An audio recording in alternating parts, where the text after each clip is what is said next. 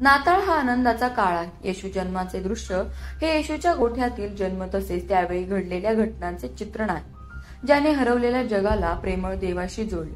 त्या गोठ्यातून एक व्यक्ती आला ज्याने आपल्याला फक्त एक नवीन जीवनाचा मार्ग शिकवला। एवढेच नव्हे तर आपल्याला आपल्या निर्माणकर्त्याशी एक नवीन नातेसंबंधात जोडले। नाताळाचा अर्थ असा की देवाला लोकांच्या गोष्टीमध्ये आवड आहे।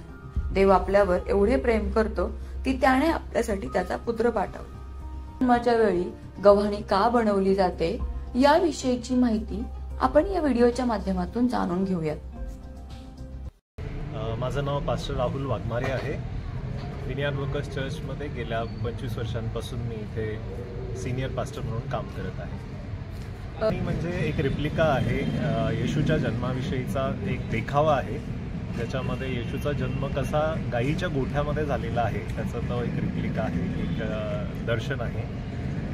बेथलेहेम गावामध्ये येशू ख्रिस्तांचा जन्म झाला, जो खूपच असा गरीब असा इस्रायलमधलं गाव आहे बेथलेहेम। तिथे येशूचा गायीच्या गोठ्यामध्ये जन्म झालेला आहे।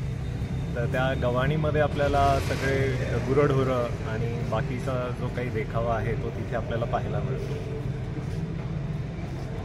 क्रिसमस ट्री एक त्याचंच एक दर्शक आहे, एक सेलिब्रेशनचं, एक उत्साहाचं, जिथे सगळा क्रिसमस ट्रीला आपण देखाव्यासारखं हे करतो, त्याला लाइटनिंग करतो। एक छोटीशी परंपरा आहे ती। आपण पाहिलं की गव्हाणी ही एक रिप्लिका आहे।